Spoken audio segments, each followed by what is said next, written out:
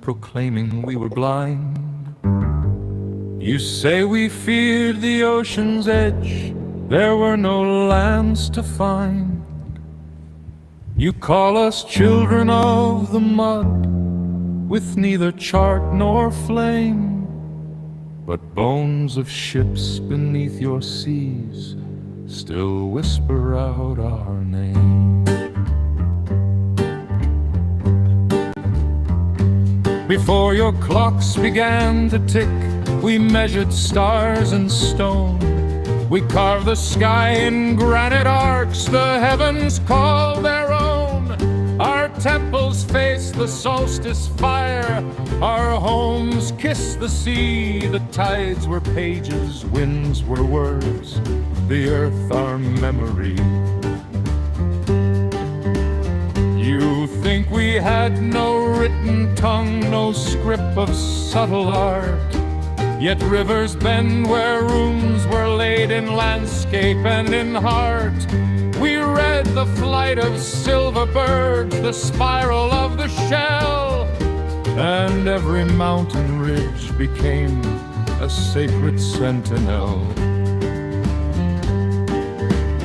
You boast of engines, wires, and codes that flicker in the night, yet tremble when the sun goes dark and screens deny you light. Your wisdom leans on fragile walls of numbers stacked like sand, a castle built on borrowed time, unmapped and shifting land.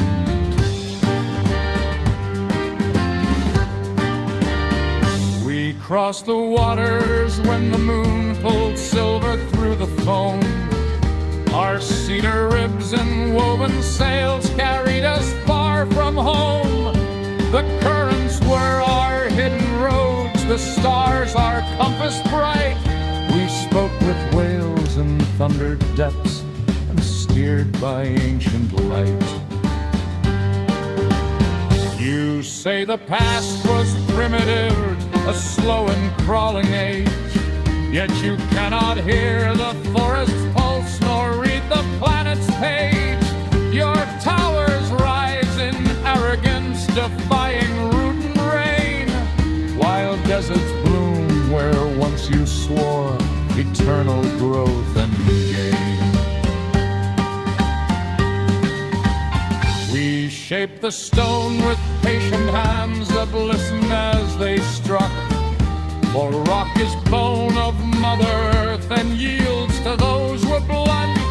Net luck of chance, but reverence earned in silence long and deep, where secrets older than the seas awaken from their sleep. You severed sky from soil and named the fractured progress bold, and traded living myths of fire for circuits, glass and gold. Yet when your satellites grow blind and metal falters fast, you'll seek the songs you cast away, you'll seek the wisdom of the past. We were not shadows in the mist, nor myths your books dismiss. Our footprints rest on every shore your maps have dared to kiss. The oceans were no barriers, but mirrors wide and blue, reflecting back the voyager in me and you. So hear me, child of hurried breath, before your towers fall. The earth remembers everything she is, the oldest, hear her throne, and silent consumes your fragile throne, and silence fills the air. Return to stone, return to star, and find that we are there.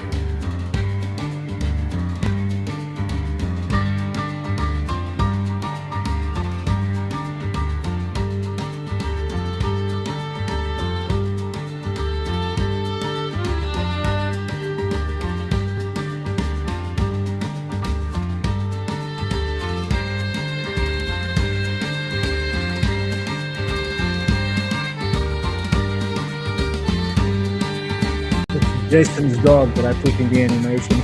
Because he appears on every single video. Just on it. I put it I heard that. Oh, I forgot the mic was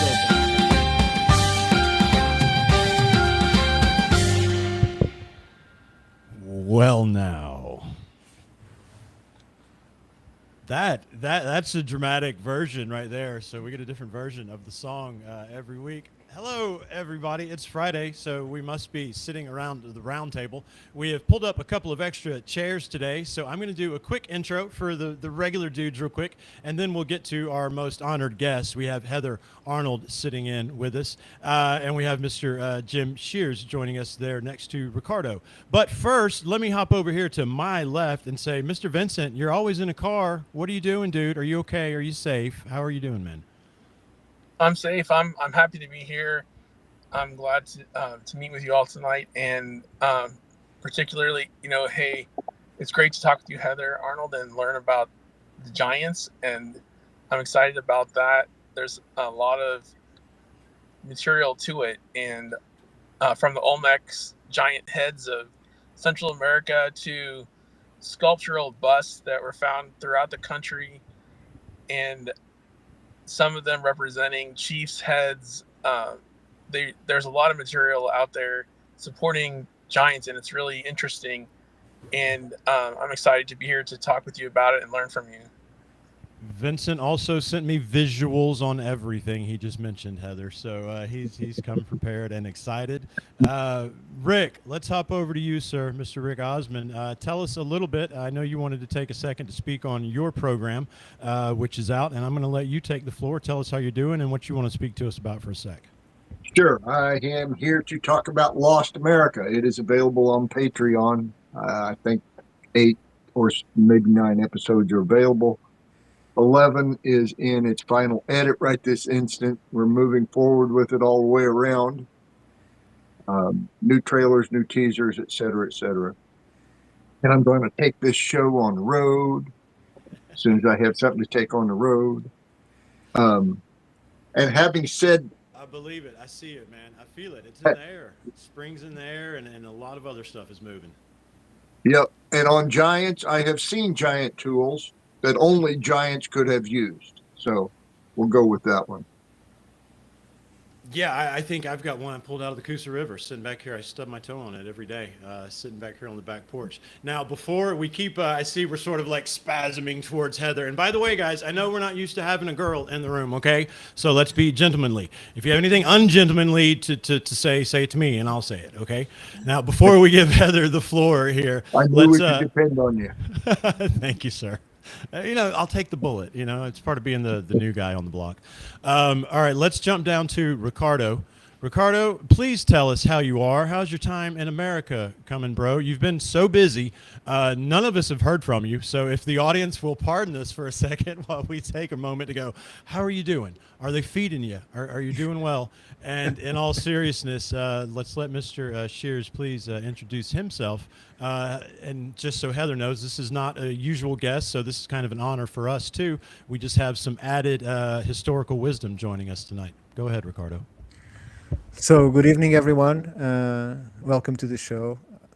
I just, today we have, instead of being alone, I decided to be joined, asked James Shears if he would join us. James Shears is a wealth of information, wisdom. He has mapped and surveyed and write reports of over 800 sites plus. So it's quite a unique figure in the whole Americas.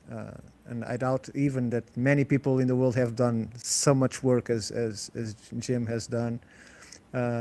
His real name is James Shears, but we rather tenderly call him Jim. So, but I'll let him say a few words and talk a little bit about himself before we go to Heather.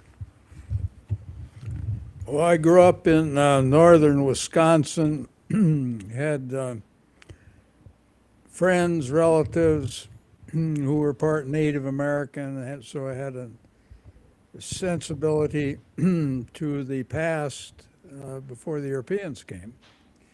I spent 4 years in Germany in the Army after becoming a civil engineer and learning how to survey, and had a medical disability, and started teaching at the university after I got out. And so they gave me the job of teaching surveying. And we had a lot of foreign students, bright foreign students from Egypt and Iraq and Iran and Iraq and so on. So to challenge them, I said, okay, why don't you guys survey these Indian mounds in Wisconsin? They'd been surveyed before with the compasses, but survey them to true north as an exercise. So they all understood how to do true north, which is key to all precise surveying. And their maps came back that these sites were laid off to true north to an accuracy of about 0.1 degree, about the same accuracy that the Pyramid of Egypt is laid out to true north. The question is, how is that possible? Well, we found out that it was, and there's traditions, and indeed that certain things we say are impossible, such as squaring the circle and trisecting an angle, because Euclid couldn't do it when chided by the temple priests, and he is the father of geometry in Western culture. Our students found it very easily and simply, but rather than being accepted by the math department, they already made up their minds that such things were impossible. So I found out that what we see with our eyes and what we refuse to see has a lot to do with what we are previously told to believe. And it's amazing in the scientific age that that happens, but it does. And so we're having a ball just continuing to survey these mounds after I've retired. And we've got younger people like Diane Fox here who are finding similar stuff, a whole knowledge of geometry hidden right before our eyes. So I just would add that one of the reasons I invited Shim to be with us, although he's not the main guest, although he's honoring us with his presence, is because he also has found something about giants in his research. So he will be very interested in learning from Heather what she has to offer, and we know that her material is excellent. So I'm quite eager to hear it with Jim's listening to it too. So take over, Jason. Look at you all debonair in that wingback and that nice sweater on, just throwing smoke our guests' way. I told you that was my job. Heather, we're coming to you. Without further ado, let me say thank you, Mr. Shears. It is indeed an honor to have you around the table. We look for wisdom, particularly, wisdom earned on the North American topic, and you obviously have that. So we're honored to have you. And as it happens, you've expressed a little interest in some of what I do. So I imagine this will not be the last time I'll be sitting across the screen from you. Ricardo and I look at every opportunity to try to get together and do our show. We'll just, work the next one around you, perhaps. And go from there. So it's an honor. Thank you for joining us, sir. Heather, the lady of the hour, welcome to the round table. I'm going to let you take the floor and kind of maybe just tell us a little bit about your area of work, and then we'll get into it and just we'll let it flow however you want. You can do it presentation style, take the screen, I can take it, or we can all sit around and chat. Welcome to the round table. Heather Arnold. Well, I just want to say thank you so much for inviting me. It's such an honor and a pleasure, and I'm really looking forward to this evening. I rearranged my whole schedule so I could do this, and I'm very honored to be here. So again, I appreciate it, and I appreciate the warm welcome as well. Well, I'll start from the beginning, which is when I first moved to Aruba, and that was in 2005. And at that time, when I moved here, where I am based currently, I wanted to put together a tour company, and I wanted this tour company to be historically accurate. And I found it increasingly difficult to get the true story of Aruba's past from books, from other tour operators, even from the local archaeologists here. And it wasn't until I saw a petroglyph here in Aruba of a spiral that it really piqued my interest because I recognize, as we all do, the spiral is almost a universal ancient symbol. It's seen everywhere. I had traveled extensively in the western United States, Utah, Nevada, California, Arizona, New Mexico. And there you will always see the spiral. In Europe, you will see the spiral. Even on Easter Island, you will see the spiral. So it was intriguing to me that on this tiny island that's off the coast of Venezuela were these petroglyphs that reminded me so much of petroglyphs I have seen globally. And that was immediately the spark that led me down a path to figure out more of the history of the island, the true history of the island. And then I consequently just started scouring the internet and looking for as many peer-reviewed journal articles, field notes, even talks, various talks at archaeology conferences, etc. All this information, by the way, is rather difficult to come by. You really have to work hard to get access to these reports, even though some of them are U.S. taxpayer funded, but interestingly enough. I had to go to medical libraries. A lot of the reports on the giants are found in medical libraries, interestingly. And it wasn't until I saw a talk by the head of archaeology here on the island on the 500th anniversary of Aruba. And the archaeologist, had a problem with that because he said, Aruba's been around for maybe 10,000 years it's been occupied. Why are we saying that's 500-year anniversary just because that's when Amerigo Vespucci first came upon the island? And so I found that credible and I started listening further. And then all of a sudden, out of nowhere, he just starts going crazy. That's my description, and saying, and never were there giants on the island. Even though there were reports of giants, and it was called the Islands of the Giants, there were never any giants on the island. I said, what is this guy talking about? No one's even talking about giants. And then I realized, wow, must have been giants on the island. So that was the beginning of what has now been almost 20 years of research that I've done here in Aruba. I went all the way back to Vespucci's first notes on his first contact with the giants here in Aruba. And he details very specifically his interactions with the giants. He mentions, obviously, their height. He first comes across 4 women, one woman who he assumes is a mother, another he assumes is a grandmother, and then 2 teenage girls. And he's just shocked and amazed at their heights. They lead him to a village, and in the village they try communicating, but it's falling apart. He is then thinking with his counterparts, perhaps we should kidnap one of the teenage girls and bring her back to Europe with us on the ship as almost a souvenir and also proof of the giants. At the moment they started to execute their plan, 36 men came back from some sort of trip. They didn't know if it was a hunting trip or some sort of exhibition, because they had these giant tools he goes into detail describing, and he thinks to himself, I don't even think I could lift these tools. He's trying to figure out what could these tools be used for. He doesn't even understand what they would be, what their purpose would be.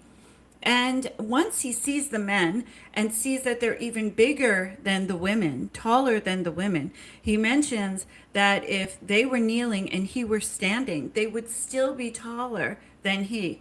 So he begins to abort mission, and there's a complete communication breakdown. He immediately tells all of the men to retreat to the ship, and they're going back to the ship, constantly shadowed by the giants. They never stopped, always behind them. once they get into the water and onto the ship, the giants are still coming because they're so tall. They can still walk in the ocean and still be above the water. And they're shooting arrows at him, throwing stones at him. They began to fear for their lives. And Vespucci orders one of the men to shoot off a cannon, and he mentions not to kill anyone, but to scare them off. And eventually that was what scared them off and caused the giants to begin to retreat.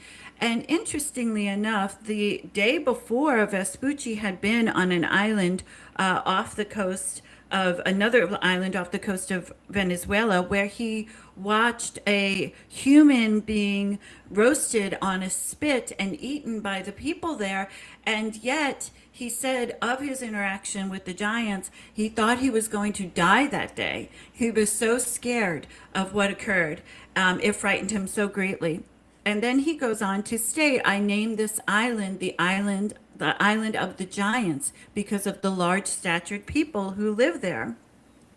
And that was the beginning, really, of the confirmation of why I saw or thought that this history was kind of muddled and cloistered and not discussed because it involved giants. It seems that whenever a history involves giants, it's mocked, ridiculed, dismissed, marginalized. But to me, it made perfect sense why it would be hidden from the history books, the history that the children are taught here. And no one knows that the island was called the Islands of the Giants. And that was what was so intriguing. So then I found out that there was a map, the first map called the Mappus Mundi. It was drawn in 1502, 1501, 1502. The date is kind of blurry, but this map was based off of the expeditions of Vespucci and his men. And it's using measurements that put Aruba almost exactly where it is right now, longitudinally and latitudinally. So it was a very accurate measurement. So to me, it just shows that Aruba was where he ended up coming. It confirmed the location of Aruba on the map with one of the top cartographers in the world. He's based in Belgium.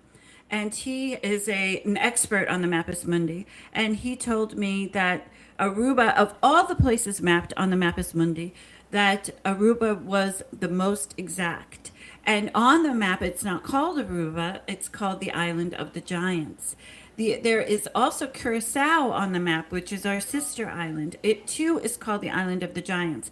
There are 3 islands in the ABC Islands, Aruba, Bonaire, and Curacao. We all hug the northern coast of Venezuela, and all 3 islands have evidence of giants. And so it was from that moment that I began to then scour all the reports, talk to people, travel extensively through the 3 islands, and began to piece together the story of the giants that goes back approximately 7,000 years. Initially, when I first started researching the giants, the dates for the archaics, as they're officially called by the archaeologists here, was 5,000 years ago. But now through more advanced dating methods, using the help of Leiden University in the Netherlands, they determined that the archaic sites here on the island are at least 7,000 years old, as well as some of the skeletal remains that have been found as well. And that these giants were in existence going into the mid to late 1500s, and then they kind of just disappear, and we don't hear of them anymore. But in actuality, they didn't disappear at all. The giants simply, I think, bred themselves out. They were dying off. Their numbers were already small to begin with. They were clearly the elite class. You can tell by their burials. They have an extensive, huge cemetery here in Aruba that I take tours to. And there you can see where the giants were buried and how their burials were versus the average statured people who came much later from the mainland of Venezuela. They were called the Cacateo. The Cacateo came much later, but they were dominated by the giants. The giants were in control. And Heather, so, if I may sure, just, you see about that, if there are cemeteries, there must have been bones. Were those yes, bones examined? Do we know more or less what's the height that they would be averaging? Because that's what the exactly. comments that we have on the public chat. They're asking how Yeah, that high was were a they? that was a question from one of the audience there. It's Just true, wondering, it's true. Rue, yeah, wondering how tall we're talking. Now I know you and I we spoke before, so we've answered this question, but I'll let you take it.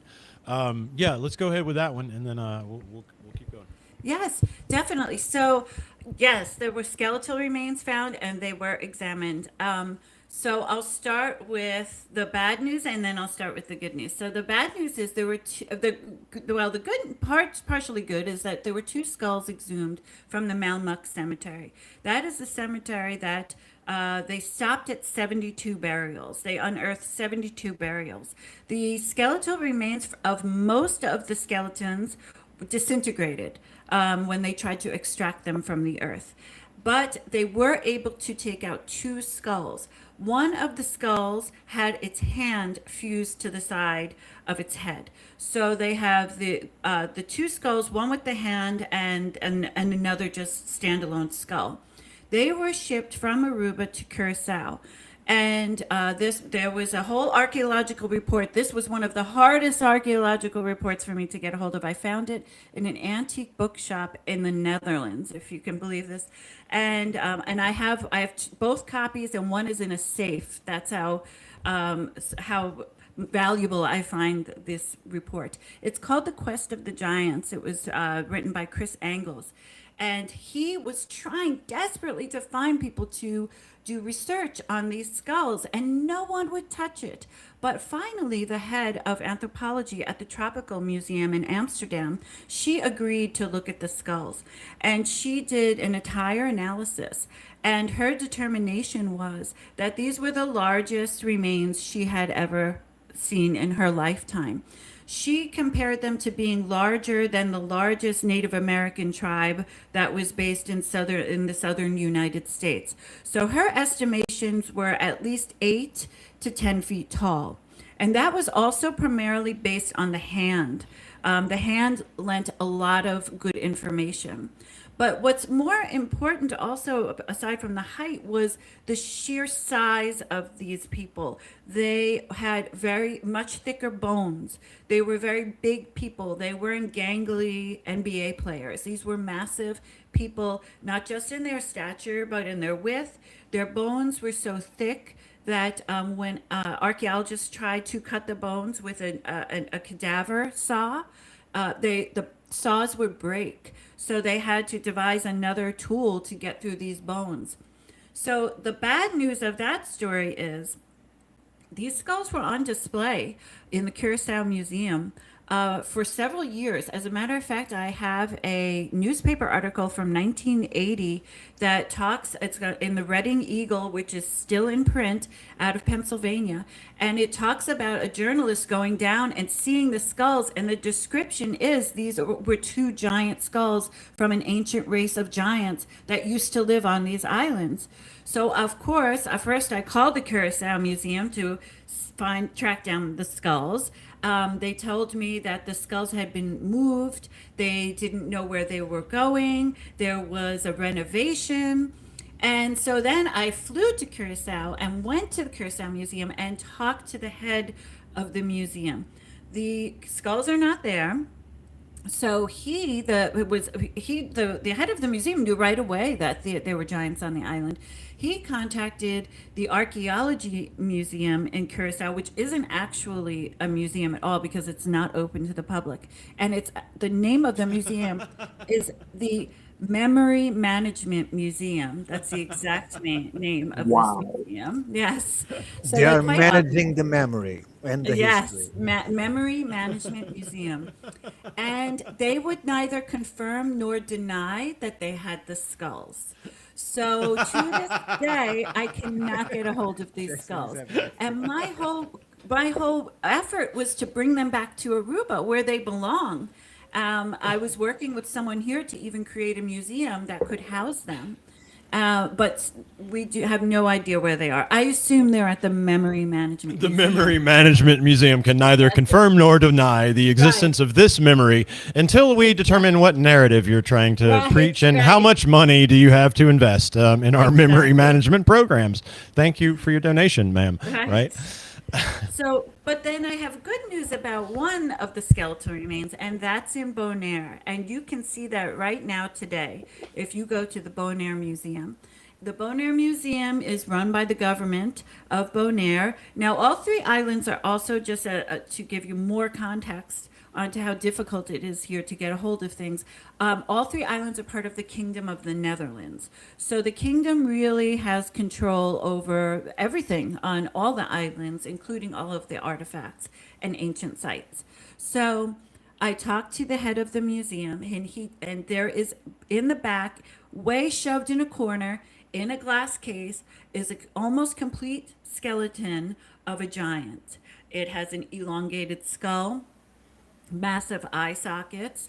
It's absolutely huge. And the head of the museum admitted to me, yes, this is a giant. And so at that time when I met with him, I actually offered him money to take a piece of the bone fragment so I could do an independent DNA testing on the giant. And he said, I can't do that because all these other people have just been here taking bone fragments of the giant to do research on the DNA. And I was shocked because this giant had been found when a bus stop actually was being built in Bonaire. And that was in 1979. So, okay, so of course you want to wait for the technology to catch up the scientific testing. But all of a sudden now in the 2020s, there's an immense interest in DNA testing of the giant.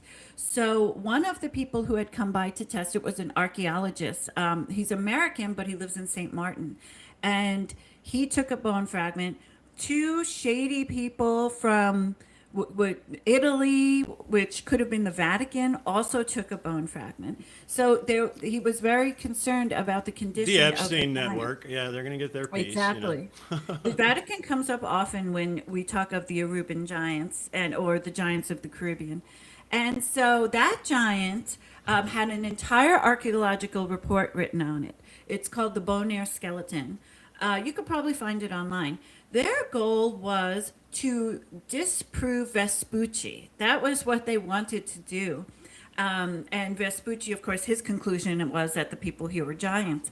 And at the conclusion, after studying everything, they concluded the giant was at least 8 feet, if not taller, and that Vespucci was absolutely correct, and that the study that they had done vindicated Vespucci, that in fact these were the remains of a giant skeleton.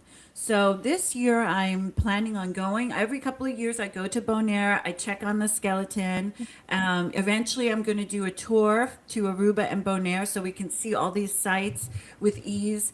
And I'm hopeful that the Bonaire skeleton is still there. So that's the good news. We still have the remains. And do you have any images of that skull that we can see, Heather? Yes, I do, but I don't know how to share here. Okay. I don't know. It's the button that says share. Down at the bottom of your screen. So you do we have see- time for me to look for it? Because I would have to Of course. look for it. Let me first find it. We'll put Rick doing a comment on all you said.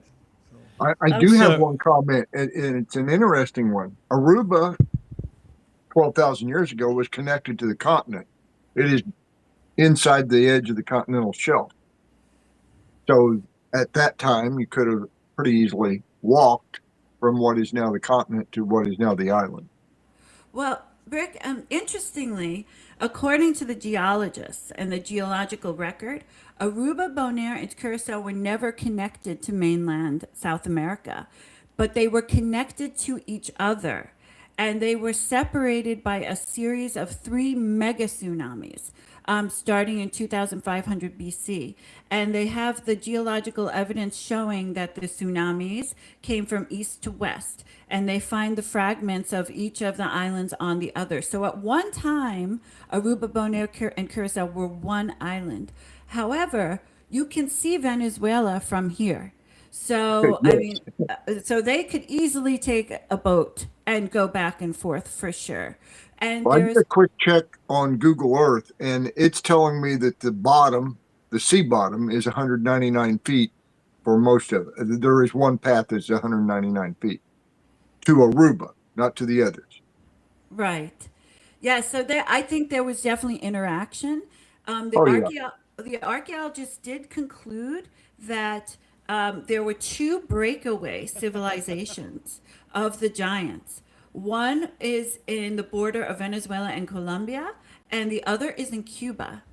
And the reason they were able to tell that these were the same people was not just because of the skeletal remains of the skull, the elongation of the skull, the height, etc., but their burials, because the giants consistently created their burials in the shape of isosceles triangles. Over and over and over again, you see isosceles triangles, and the burials of these people are in isosceles triangles.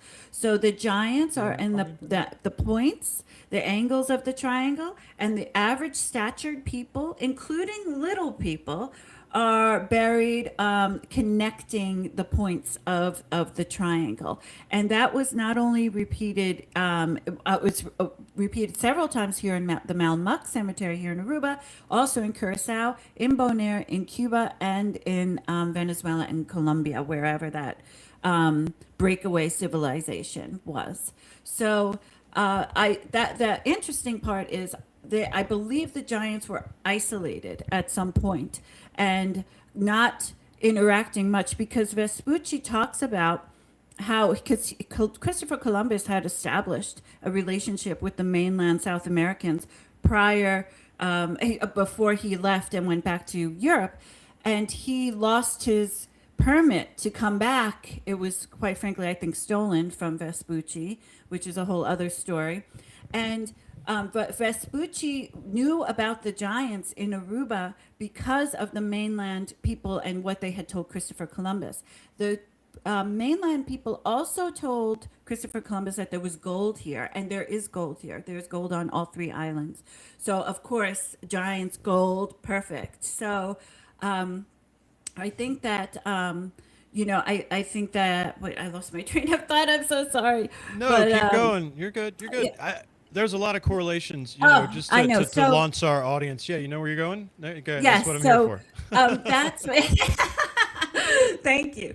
Yeah. So what the mainland people told Vespucci was that, and Christopher Columbus, was that the giants didn't interact with anybody outside of the islands. They didn't want interaction at that time.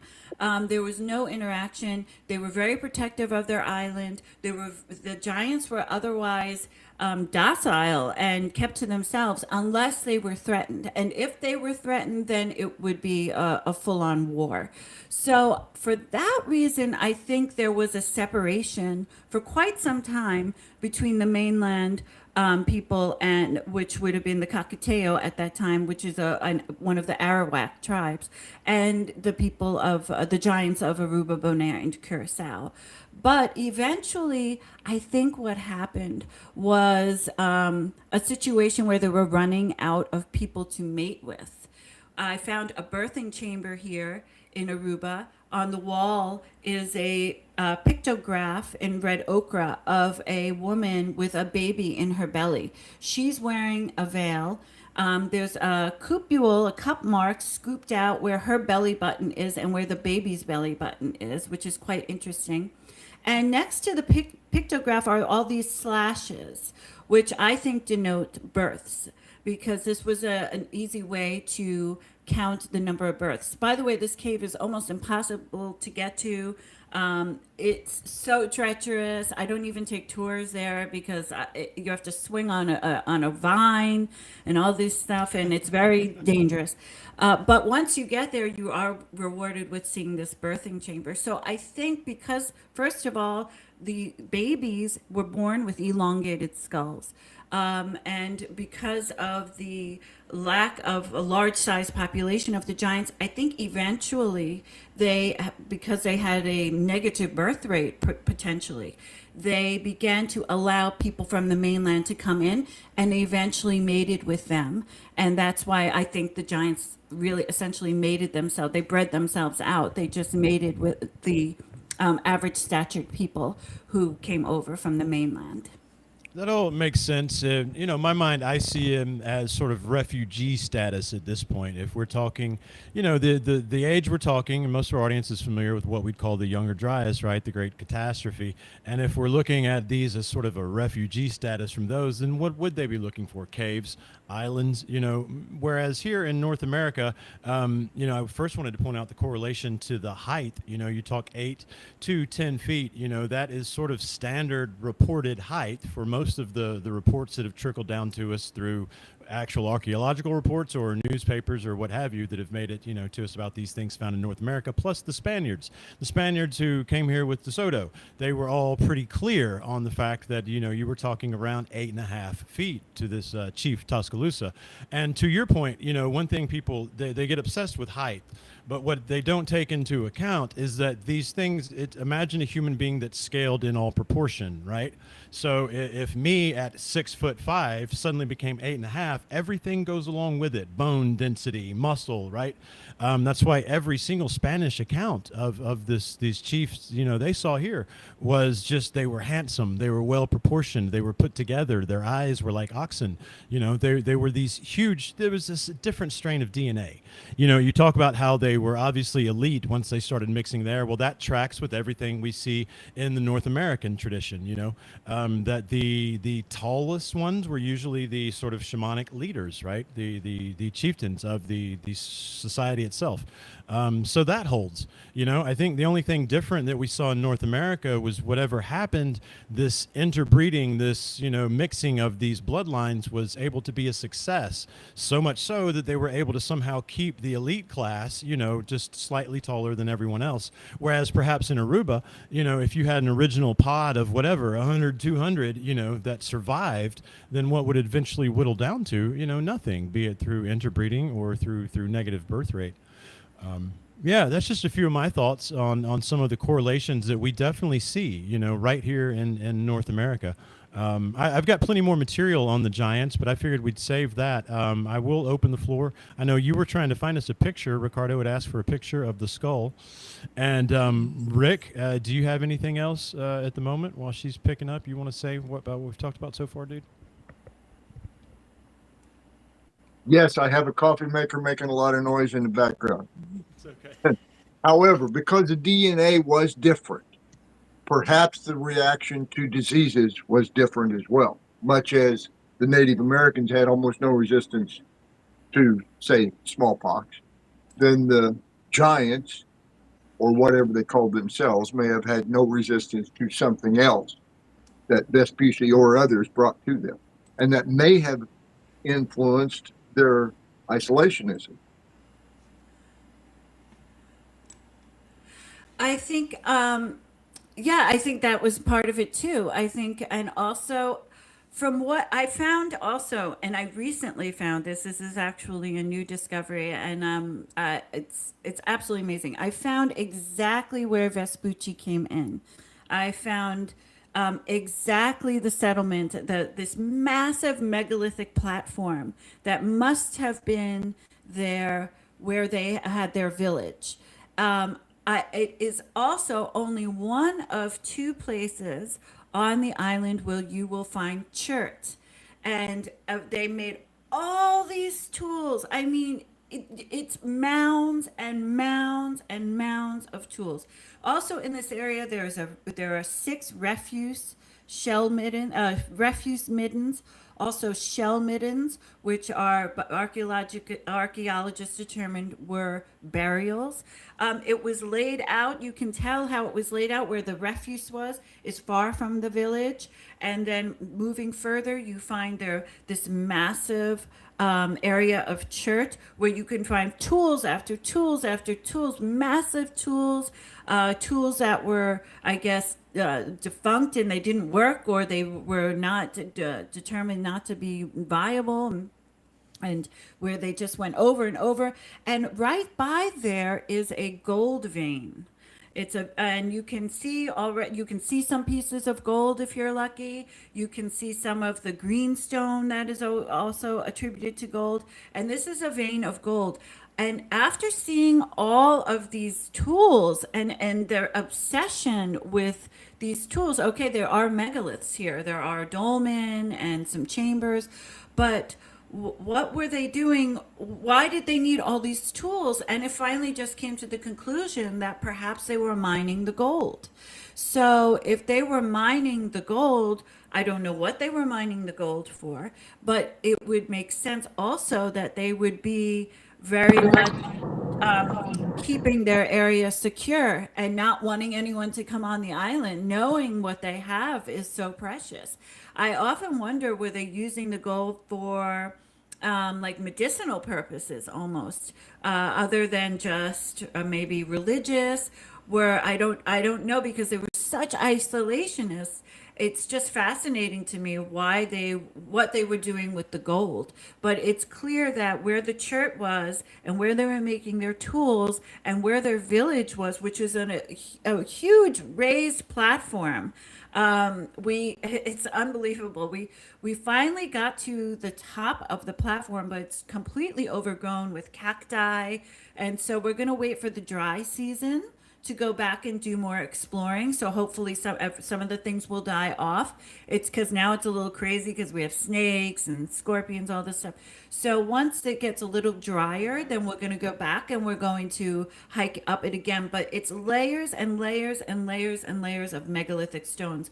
And you can see how they put like the largest, most massive stones on the bottom.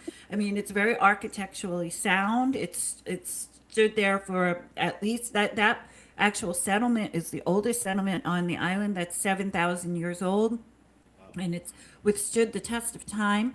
Of course, it's completely covered over with vegetation, almost to hide it. And to not see this, I mean, it's impossible not to see it, but you have to look for it. You have to know what you're looking for.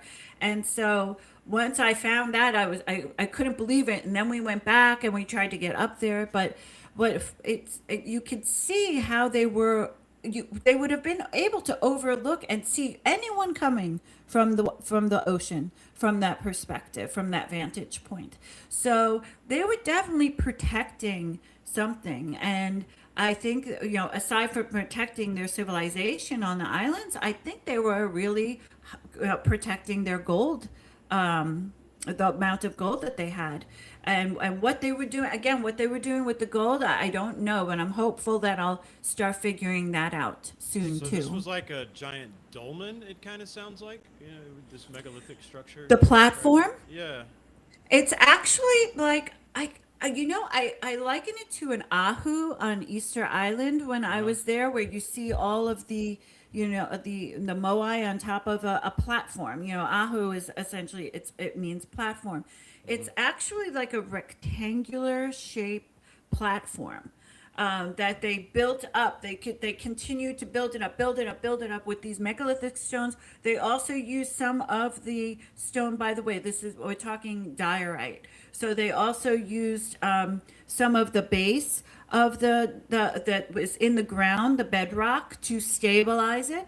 But then you see, and I have pictures of it, and that's why I didn't post the pictures yet, because it's so hard to see with the massive amount of vegetation, but perhaps I should anyway, just so people can get an idea. But you can see how it was levels. They actually put it together, giant stones, and then some smaller stones, and then going up like that. And then the top is flat. So I think at the top is where they had their village. And this was an excellent vantage point to, Can you for see the example, mainland from there? I'm sorry? Can you see the mainland from the top of that platform? You can, yeah, you probably, yeah, you know what? That's a great point. Yes, you probably could see the mainland from the top of that platform. Yes. I don't know because there's so much light pollution. You can only see Venezuela at certain times of the year. This is around one of the times of the year you can see Venezuela. I'm convinced, especially what we recently had this whole war with Venezuela, which was very harrowing, being in Aruba, surrounded by warships and fighter jets going over us, and hearing explosions, and the whole island shook. And no one knew what was going on. They kept saying we were having earthquakes, but then pieces of the boats have been floating over here now, and it was crazy. But I said to actually my friend, I said, I almost wonder what if they are putting stuff in the air to like block our view of Venezuela, and for Venezuela not to see us, because we do have chemtrails here, sadly.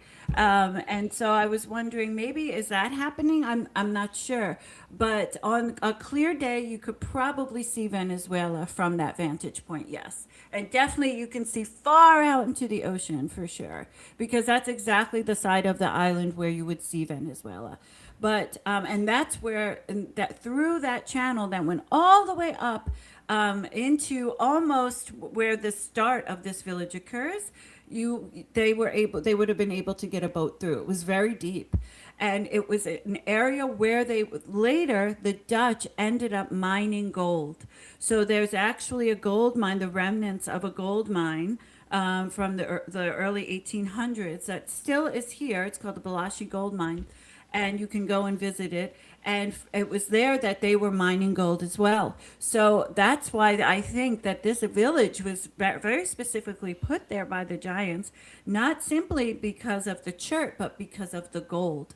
And they were mining the gold themselves. And the early people who came, specifically the Dutch, who fought really hard to keep these islands, and took Why? and extracted so much gold from these islands, particularly Aruba. Aruba has the most gold. That I think that that's why I think that the giants were doing something with the gold as well, because the Dutch didn't just come up with this. Oh, there's gold here in the 1800s. They knew the signs. They knew what to look for, and they probably connected it to stories that they had heard about what the giants were doing over there as well. I think that's a valid theory. The other thing, Ricardo, Columbus go ahead. Columbus mentioned that they were met by natives in canoes, seagoing canoes, 100 feet long. They were longer than his ships, and the people manning those canoes were 7.5 feet tall, and they were Wow. probably Tianos. But Yes, they could have been, for sure. Yes, so that makes sense. There's later periods where I found other reports of when they were trying to build churches here in Aruba, and they kept saying that the giants were burning them down. They were afraid. They were fearful. They repeatedly kept burning down the churches. One of the last reports of the giants was when a femur was taken from Aruba and shipped to Grenada to a friar, a Catholic friar who was there. And because he knew there were giants, and this was in 1528, and he wanted the femur to head back to Europe to go to the Vatican. And interestingly enough, it did get on the ship, but it never made it to the Vatican. So where that femur is, I don't know. But the Catholics definitely knew about the giants as well. well, that if was the half the bone, mission of the Jesuits, I think. But Right. yeah, but Exactly. if the bone never Jesuits. arrived, they cannot be called in the responsibility of having him. So I think Right. a lot of stuff they Right. say never arrived Right. because That means it is easy. safely in the 13th floor of the basement. Right. Exactly. That's right. Don't concern Exactly. yourselves Just like further. the Smithsonian. Right, exactly. Which, But just as an aside, the Smithsonian is the sister museum to the Archaeology Museum here in Aruba. the So memory memory one, management. the memory management. not the memory match, but Aruba Oh, has also its own archaeology museum called the National Archaeological Museum of Aruba. It's relatively recently built. It's just maybe about 15 years old, maybe. And the Smithsonian helped build the museum, and is the sister museum, donated the materials, helped curate the collections.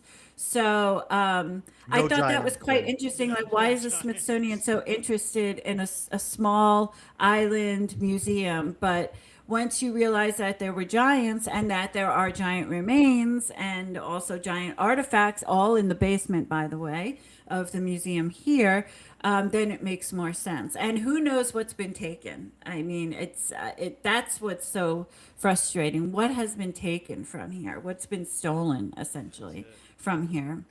That's it. That's why the Smithsonian has not been made aware yet about the burial mound, that Jim mentioned, wanting to know that I found, here, this crescent burial mound. My studies lead me to believe, Heather, it's Tuscaloosa's son. So, all descriptors from the Spaniards were that he was nearly the size of his father. So, seeing as how I drive by and go by this place every single day, I keep my eye on it Wow. for holes. But as long as nobody touches that dirt, then we may have one they can't hide from us, because we joke, audience, but it's the truth. We're not really joking. Dig into the history. The Smithsonian is very, very, very proficient in taking any bones or any type of material that could be actually given as proof for these. We don't have to use the word giants. These larger scaled, DNA'd individuals, and it just vanishes in their hands. I was just wondering about what Rick said, and this will take us a little bit back, but you said it was 150 feet deep. 190 feet deep most places. So that means that it had to be connected to the mainland at a certain point, because Right. water rose up to 400 feet.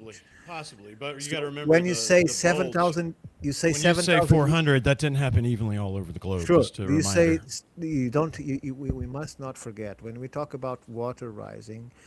Most people just evaluate the water. You have to also keep in mind that once the water came in, the bottom of the ocean went down. So there are isostatic movements and eostatic movements, and all of that increase. So when you talk about 400 feet, you could be talking about 500 feet. It depends on places that are more plastic, other places are less plastic, because the bottom of the ocean and the surface of the crust also moves. So it's not just that. But you talk about 7,000 BC or 7,000 years ago. 7,000 years ago. Okay, even though 7,000 years ago the water would be much lower than it is today. So probably that explains how they came to the continent to there, although they could use boats for sure. I'm not doubting that. But if you can see it today, it wouldn't be hard for them to just cross it, either walking or with canoes. 'Cause 100 feet Well, long canoes are a long canoe. So, they also, the older people here on the island talk of a cave, and this cave is closed to the public, of course. And since I've been coming to Aruba, it's never been open to the public.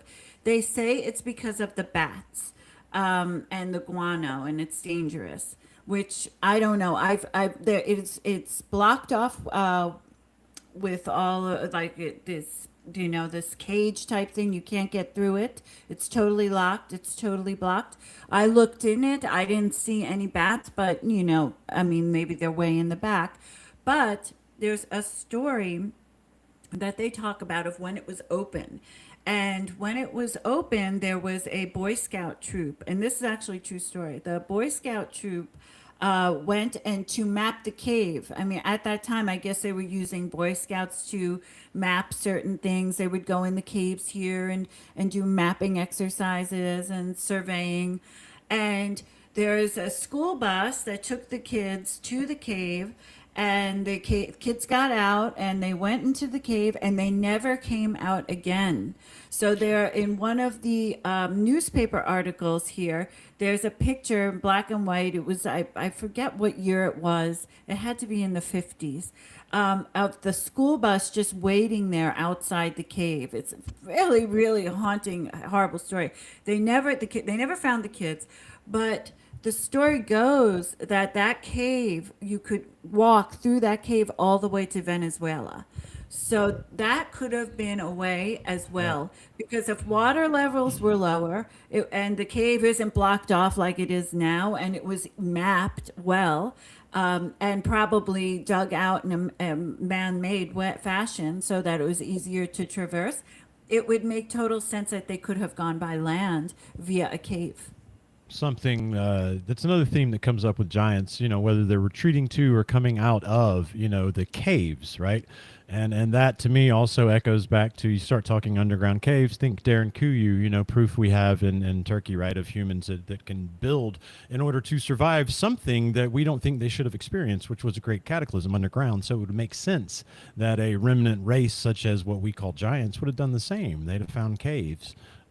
Yeah, and if the whole troop, Lord bless them, went missing, then that is not just a shallow cave with some bats. That you don't lose a whole troop in a 200-foot dead drop. I mean, there's something down there for sure. Well, if you sleep into guano, you'll end up in Venezuela. You'll never come back. Right, So slide on. yeah, just keep on going. You must have seen my morning this morning. I forgot to tell you when we opened. I woke up and Jacob, my new dog Heather, he had pooped all over himself in the cage, and so there I am at 6:30 this morning. Running a bath, throwing him in it. It was a great way to start the day. It reminds me of I used to have this employer, Heather, that would say this. He'd say, "Well, swallow your frog first thing in the morning." Well, what the fuck does that mean? He'd say, "Well, it's all uphill from there." Exactly. That's what I did this morning. Oh, congratulations on your new dog. Ed, thank you. It's like having a kid. That is 100%. You want to share some stories of giants, it's like. from this part? Yeah, I could. Okay. I'll just Go ahead. Go ahead. add to some thoughts that have been brought out. Giant people, bigger people, are different. They're like freaks, and they'd have sort of a hard time marrying in with smaller people. I mean, as a general rule. And with regard to what happened to natives as they began to, as now, absorb into one culture. I knew a gentleman when I started working here at the university. His name was Mac Every. He was Native American, very clearly over half Native American. And I got to know him very well and his family. And the story was that group of natives came from Fort Ticonderoga, which was originally French, taken over by the British, and then quickly the natives intermarried with one side or the other if they could. His mother was 6.5 feet tall. And she came with, I think it was 6 other sisters, a total of 7. And they were all more than 6 feet tall, 6 to 7 feet tall. So it was in the genetics. And she, Mac's father was a British nobleman and so on. So they had some status and they moved to Wisconsin. Well, the other sisters could have stayed back, but they came along so that they could keep the family unity going. But only a couple of them married. The rest of them became school teachers and so on. So where did these tall people come from? Well, you go back to where they came from. A group called the Susquehannas or something like that. They're in the literature. They were called locally a tribe of giants, or they were bigger than the normal person. So that's a very pertinent example to me of what would happen to a bunch of people who were big from an area where there were big people, and they tried to intermingle with the rest of society. The stories of giants are very much in the native literature or the traditions here in Wisconsin. The Ho-Chunk have a clan they call the Thunderbird clan, from which the chiefs, traditional chiefs, are supposed to come from. And the person who started the Thunderbird clan was a guy called Redhorn. He was a hero, and we don't have the dates, but probably time of the Norse or before. And Redhorn's mother was a white-haired giant.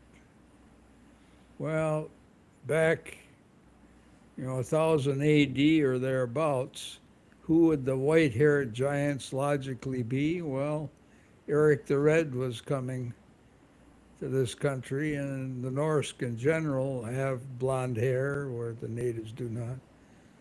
So there's no question, from coast to coast there are stories of giants, and as you're finding, some of the skeletons are big. And we had them in Wisconsin too. In the newspapers we can find the articles of somebody building a house and digging a foundation and finding a skeleton that they turned over to the local museum or the Smithsonian. And of course, there are no giants according to what we teach our kids, and so it's purged out.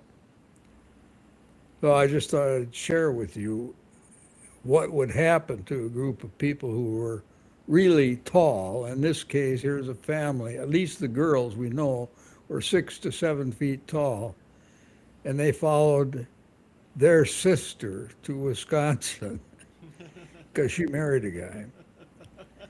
And they didn't, most of them didn't marry because, for whatever reason. Well, yeah, there's only so many guys that like tall gals in one town, They You're should too have far stayed away. behind to spread the marriage population out. I said there's only so many dudes that like tall gals in one town, What were they doing following him there? But yes, they wouldn't have stood a chance. I mean, is precisely what we see. And something so drastically different, I mean, when you're talking 8 to 10 feet versus your average, 5.5 foot human being, that's not something you just, mix in. Hey, look what I brought home. No, there's going to be a conversation about this. Yeah, but Cross between a dachshund and a Rottweiler. when I wrote my article about giants, the first thing I took care in doing is make the distinction between gigantism and giants, because most people confuse the two. Oh, there are still giants today. Yes, there are, but most of them suffer from gigantism, which is some recessive genes from real giants that happens to normal people, and all they have is either a disproportional head, disproportional hands.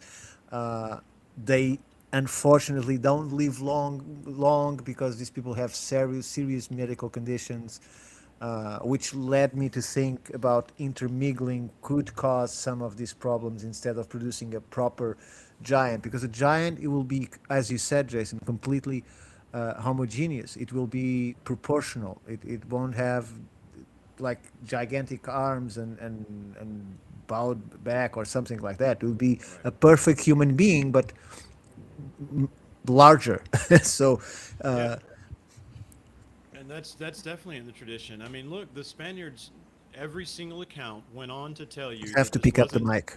The Spaniards were careful to back you up there, Ricardo, to delineate when they were talking about these individuals, they were not talking about gigantism. And it also spreads through the population, right? They talked about this population here, Tuscaloosa's population, he was a giant chief. His population was so beautiful that there's a couple of wives that were kidnapped. What are you going to call it? Not like they were, we fell in love, but they kidnapped a couple from right here in this territory. And there's stories about them down in Peru, getting shown off because their beauty was just, they couldn't believe it. So it wasn't just all talk. These people were abnormally tall. That carried a little bit, it seemed, through the whole population. and definitely there was a beauty to them. You know, it was not at all what we consider when we think gigantism. You think, oh, tall, goofy, lying. No, no, no. These were not only normal people, but exceptionally handsome was the words the Spanish used over and over again about Chief Tuscaloosa. Well, I can't trust them. They just been several months in the sea, so to them everything was know, beautiful. everything Just was bring them to me. Sir, that's a chimpanzee. I know, I can't. It's a native. Shut up. Don't you put that in the letter back home, Vespucci. I didn't do that. No. You know, one of the interesting components about going back to the interaction between the giants and the mainland people of who occupy what is now Venezuela, there was in the cemetery here, the Malmuck Cemetery, a burial that was unearthed. It was, again, they stopped at 72, unearthing 72 burials, but there are many more. They're still in the ground. And it could be they surmise upwards of hundreds of burials in the Malmuck Cemetery that extended and a very long and a huge swath of the northern part of Aruba was this Indian burial ground, essentially giant burial grounds. They found a burial of a little person, and they thought, oh, wow, this was so out of place because it was the only one that they had found. And they first had thought it was a child. And they did, and this is in the archaeological report, Investigations on the Malmuck Cemetery is the title. And so when they realized it was an adult, a full adult, they realized it was a little person, it was a dwarf. And so they thought, oh, you know, it must have been a genetic anomaly and they probably died from their being a little person. But when they looked at the little person's bones, they saw that they just died of old age. And it looked like they had been carried most of their lifetime. And their grave was such that it was almost of an elite burial. They had tons of grave gifts. They had the way the burial was with a tortoise shell and these 3 stones of basalt on top was how they were burying the giants. So this little person had an elite burial. So they determined that this was an actual, a dwarf, somebody who suffered from dwarfism. So I hearken back to my grandmother grew up on a farm in what was then the territory of Kansas, and not even a state. And they all were of Australian, Czechoslovakian descent, and they all had blonde hair, blue eyes. So when they had their family had my aunt, they gave birth, they had my aunt, Rose, her name was. She was the youngest. They were working with the Native Americans there. They were renting actually the land from the Native Americans. So they had a relationship with the Native Americans. And my grandmother told a story that one day the chief of the tribe came to their house on horseback, and all the girls were staring out the window because they never saw a bare-chested man. They never saw a bare-chested man who was brown, and he had long hair, and of course he had a gun, and he was on a horse, and all the girls were just fawning over this Indian chief. They thought he was so good looking, and he came with a little baby. So he went up to my great grandfather and he asked if he could trade their Indian baby for my Aunt Rose, because because she had blue eyes and blonde hair and she was so different. And then they would give him an Indian baby, and my great grandfather said no, of course not. And the Indian chief got mad. I think he expected, of course, they're going to trade. It's just baby, but we want this one because she has blonde hair and blue eyes. And so they ended up, the girls had to do a rotation at night. They would stay up all night, and they were so afraid the Indian chief was going to come back and take Aunt Rose and kidnap her. And so it took a while for them to finally sleep easy again, but they all took turns, and they all knew how to shoot a gun. So they all just stayed awake and took turns making sure that no one stole Aunt Rose. And so that made me think of the little people in Venezuela, So there is a story, many stories of these little small people who live in Canaima, right by Angel Falls. And there are documented situations where people have actually met with the little people and spoken to the little people. And they are fully grown, but they're very small. And as a matter of fact, I recently, there's a tour guide that used to take tours up through Angel Falls, and she has a picture of one of the footprints. Actually, you know what? I'm going to post that. During one of the treks, she found this little tiny footprint, and she assumed it was from these little people. So I always thought, what if, and this is a what if, of course, because there was some interaction between the giants and the mainland people of Venezuela, what if they traded a giant for the little person? And then the little person was almost like a good luck charm in a way. And that's why they were carried and given an elite burial, because there was no other evidence of these little people in the entire cemetery. So if this was a genetic anomaly, there would probably be more little people that you would find, because it's a genetic occurrence. But if this person was from the outside and was brought in, that would make sense why you wouldn't see any more people with dwarfism. So I thought that was kind of interesting, particularly the part that they were given an elite burial. So eventually, when Venezuela gets safe, I plan on taking tours there. I'm dying to go there, and maybe we'll see the little people. I would love to see the little people, but allegedly, it's almost like they're in almost an interdimensional people, that everyone who mentions seeing them, they end up talking about how they had to deal with a portal and how they never could find their village again, and they would just That draw sounds a them. lot like the mosquito. It's like Bigfoot. Yes, exactly. But they, yes, exactly like Bigfoot, Yeah. but Have you Littlefoot. seen all the news of the Bigfoot sightings in southern Yes. Ohio here the past week? But the little people, well, I mean, they could be, we could, since we're hypothesizing, could be talking something interdimensional, right? Like a Bigfoot.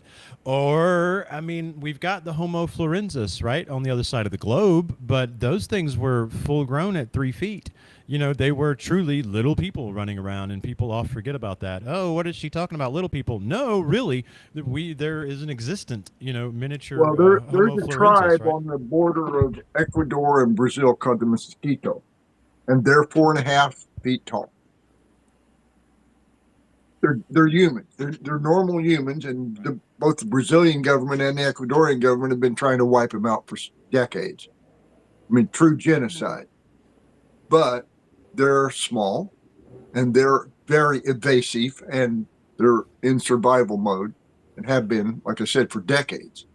So to say that there are no living examples might be a stretch. Good point. You have the pygmies from New Guinea. They are also Right. about that size. So Yeah, Yeah, that's what I was Right. referring to. You And call the them Bushmen. Homo florensis or whatever. yes. Yeah. And orang pendad and a whole bunch of others. Bushmen being so, yep. Yes. Also, in 2002, there was a genetic report done on the people of Aruba on their mitochondrial DNA.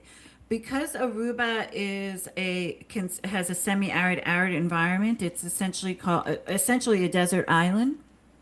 There wasn't a lot of slavery here, because there was nothing really to grow, for example. So the DNA of the population pretty much stayed intact. And upon observing the DNA of the original Arubans who had not lived in Colombia or been from Venezuela or etc., but really were from Aruba, they found this archaic DNA.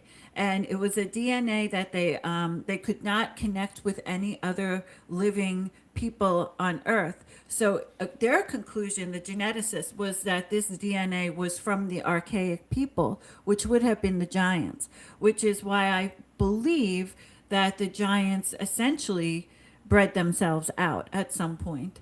probably got smaller, probably once the Europeans came, everything went haywire.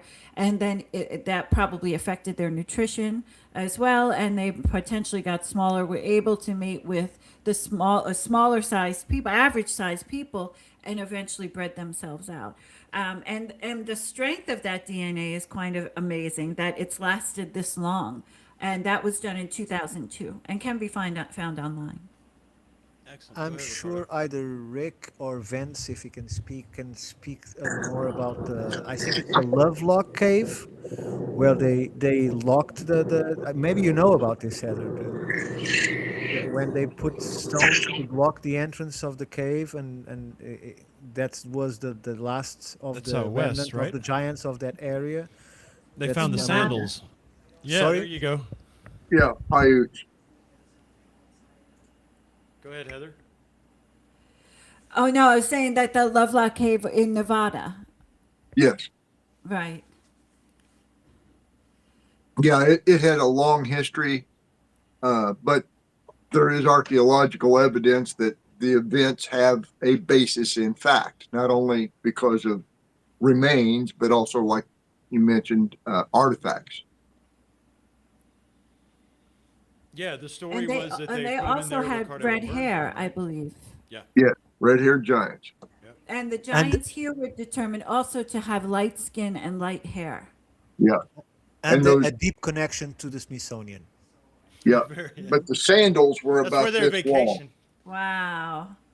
Yeah, so Yeah, Wow. they found sandals, clothes, and the story that was traditionally told, which was they'd I guess put them in there and lit a fire at the Gador. That all of that also archaeologically checks out. There's burning on. They found basically Right. everything you need. Except bones, where Pick up the Someone has microphone. them. It's very low when you speak that far. Well, I'm trying not to talk. We've got a guest. Inside voice. but No, you're I'm just talking kidding. Thank without you the for the microphone. reminder. Appreciate it. Vince, did you have something to offer? You tried to tune in there. I know you can't Yeah, see us. I just wanted to tune in and say, in light of what Jim Church said about the Redhorn myth and the legend of Redhorn, well, that was depicted as a person wearing human heads as earrings. Redhorn is depicted on a petroglyph in a cave I believe, in Wisconsin, with that human heads as earrings. So I mean, it kind of shows the giant stature of somebody wearing human heads as earrings. The concept is that they were just a giant person, but they did find similar types of human head earrings that were made out of bone at Cahokia Mounds, and this ties in, I think, well with the giants. Cahokia Mounds is just a giant site. They have a enormous earthwork that is about 21 million cubic feet of earth. It would have required an enormous workforce, and just the giant stature in mind of these people to create such a thing is enough evidence to know that they had giant engineering thoughts, at least, on what they created and what they left behind.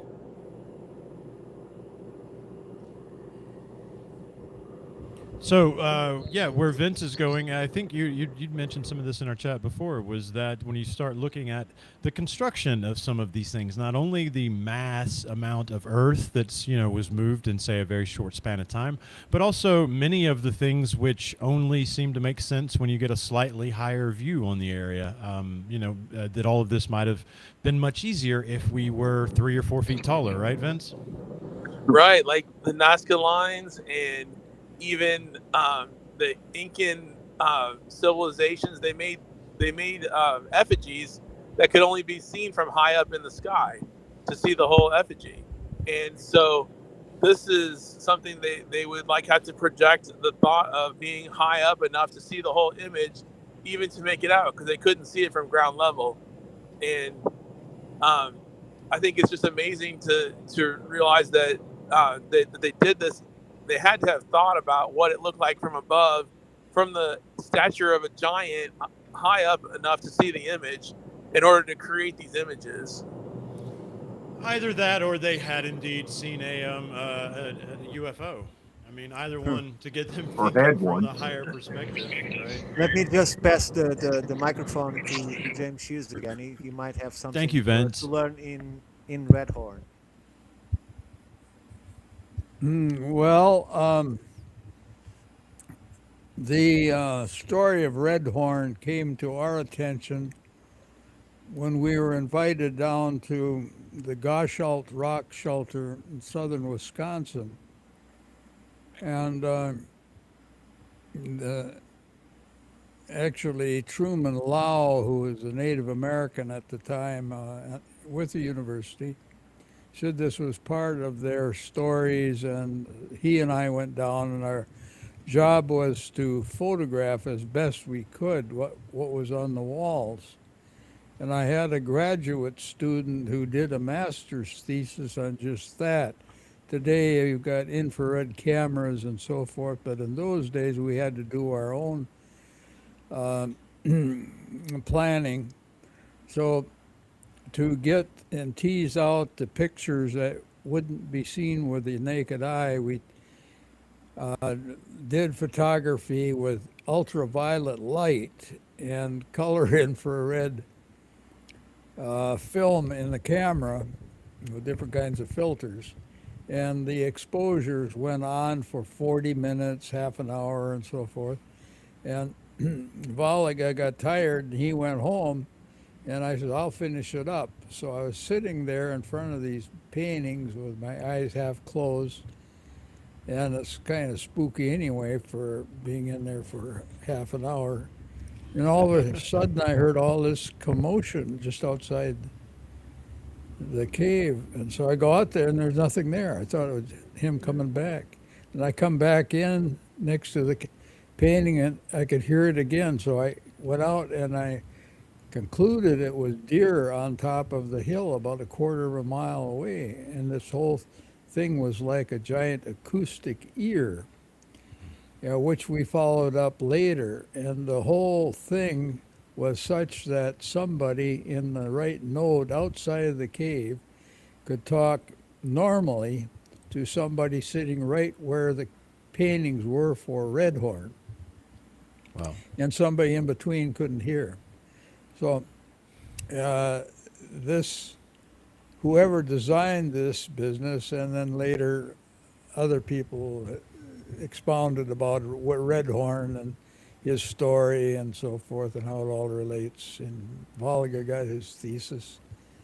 But I was impressed, and still am, that somebody could figure out the acoustics and how to move rocks and so on, so that you can essentially communicate by voice if you're at certain spots where other people can't hear you. And I know Ricardo can tell stories about that from the old world.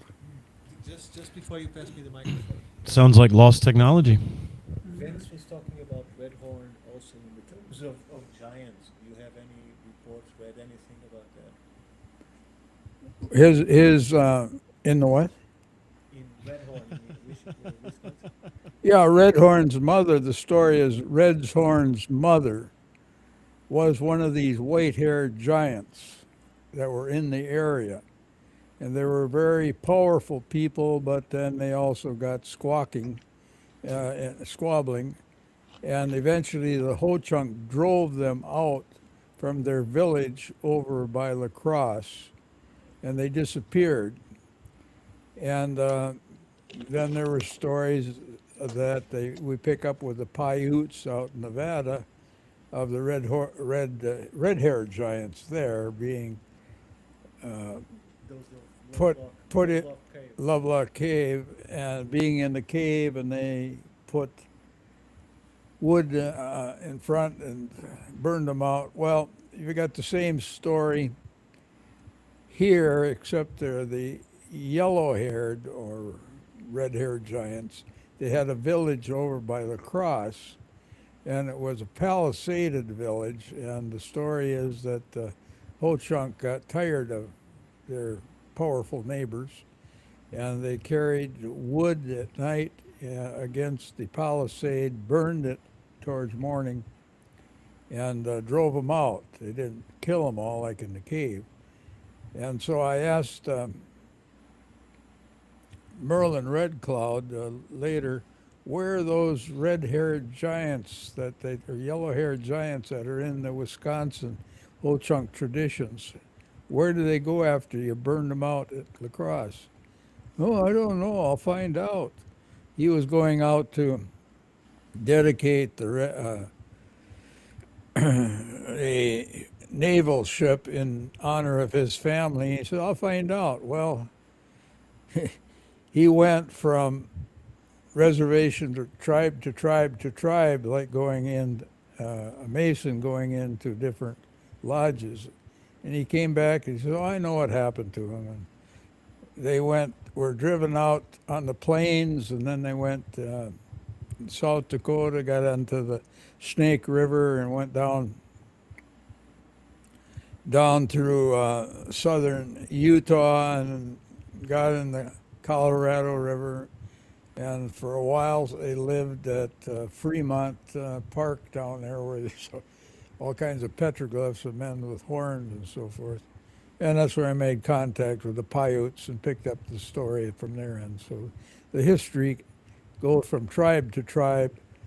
They obviously talked about the Norse who were here as yellow-haired giants. They were bigger than the common person. That doesn't mean they were gigantic, but for somebody who's 5.5 feet tall, somebody who's 6.5 feet tall is a giant. So how big they got is beyond my speculation, but I understand they're big. We're big. That was great. No, connecting. I love hearing that the native stories connect the travels. You know, there's one in my mind. I know of the Southwest story, right? And as you're telling me about them in North America, to then hear that an elder went and found, yeah, we traced them all the way to this other story you know about. That's really beautiful. Thank you.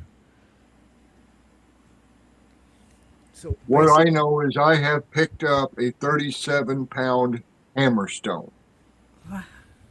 I haven't used one, and I don't believe I could. Even if I had all day long, I don't think I could use one. But they existed, and it wasn't a one-off. There were lots of them that side.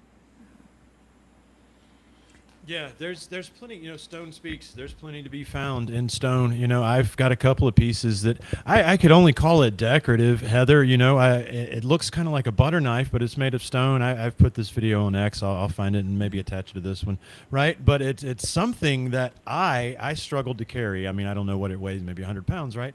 But it's kind of like a butter knife, you know, but it's carved out of stone. But however, somebody who was, let's say, 2 feet taller than me would have been, you know, absolutely perfect. Yeah, so if they won't let us, go ahead, Ricardo. What you got? James. Anybody familiar with the West Coast Indians in California? Well, my kids live at Santa Barbara near the tar pits. And you can see across the waters the Santa Catalina Islands, I believe it is. Yeah. And then the Chumash Indians are right there by the tar pits. And if you go into their casino, they've got a canoe hanging on the wall. It's the only canoe I've seen short of boats in Hawaii that are made out of planks sewn together and sealed with tar. Wow. Just like the old ancient people in Lebanon, the Harappans in India, before the Sumerians. Once you could make plank boats, you could go to the open sea pretty easy. It's generally agreed that that happened. Well, what do you have? You've got the tar right in front of the casino, and you got the big redwoods. So you got the big equivalent of the cedars of Lebanon, where they did it as well, the Phoenicians. And why would those Chumash make canoe is entirely different than any other that I've ever seen. There has to be a reason. Well, anyway, on those islands, I've learned that Wrigley family of making Wrigley's chewing gum. It's not university sponsored, but they hired archaeologists because certain things they don't want to talk about, even if the facts are there. And they excavated big, big cemeteries on that island. And the story is, Heather, have you heard of that? I see you're not. Yes. Catalina Island, yeah, it's Yes, and definitely. so my understanding is that these were not only very old, like 7,000 BC. That's the story I got when I was there.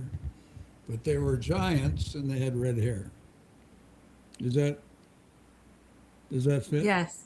Now, that's a problem to academics for a couple of reasons. Number one, they're not supposed to be giants, but more important, what we were teaching up to a few years ago in our colleges, that all ancestors of the natives walked across the Bering Straits without getting their feet wet, 13,000 BC, and nobody came by boat before Columbus. And so, given that as your belief system, when you find golden ratio geometry in the mound layouts in Wisconsin, or anything else that would say that people had boats before Columbus, it is then a belief system that says these are fake, they can't be, and we can follow the Smithsonian from the early 1800s right to the present time. And old Joe Mahan used to say the way that this data was excluded from analysis is presumption of fraud. Check your belief, this won't fit. Now we're talking about thousands of inscribed plates out of the Detroit mounds, Newark Holy Stone, time again and again. We will now believe more quickly that people came in flying saucers rather than in boats. But all the data and common sense would say boats were being used way before the people got to Australia, thousands and thousands of years ago. So I think it's time that we stop pretending we're in the scientific age and we start using the scientific method, even in archaeology. The professor has spoken. Right. So, Yeah, that land bridge has gotten shot to shit recently. I mean, I think now the data says that it was because of its width, it could not have sustained any large life form. In other words, anybody that made the trip would have had to have hauled ass and carried enough food with them to make the trip, which was not theoretically possible for any long form migration. So it's pretty much already blown out of the water. remember But the words of wisdom of our sister podcast. we had boats. We had both. We had boats. Oh, you know about boats. It's not good for you. Right. Well, I mean, as we often harp, here, and that's where the we had boats, I think, sort of originated, was look, if you just realize that even without these large scale DNAs, right, just human beings, and how long we've had this same brain that all of us have right now around this table, and we were around water, right? How long does it take you to realize, hey, that wood floats? Cool. If I put enough to it together, I float, and well, look, there's a current. You'd do it within a couple of weeks if you were one of us. So to imagine 100,000 years, that people weren't already well equipped to traverse the earth is, as you say, it's an old paradigm. Paradigms die slowly. But yeah, when you just look at any of the data from whatever, whether we're on giants or the copper or wherever you want to go around the globe, you find proof that we didn't just go on land, we had boats and we used them. Heather, I'm sorry to insist. Can you see where you have that either the skull or the spiral? Where I think that James would love to see the spiral. Yes. Before we wrap, yeah, a picture. I'm intrigued by the spiral too. Because Spirals all through the mounds from Lake Yes. Superior. It's common. It's part of the culture. I've found a couple on the rocks up there in North Alabama. You know, when Ricardo, we've seen them in the videos together. I'm not going to look them up now, but yeah, you see them etched all over the place, 2s and 3s together. You know.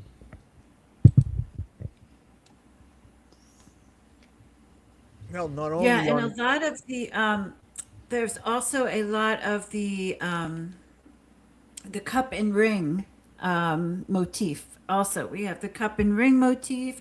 We have cupules all over the island. Cupules, which is the oldest form of rock art. I think in Australia they dated to 400,000 years ago. There were cupules in Australia. And we have the cup and ring, and we have the spiral. So I'm just looking for.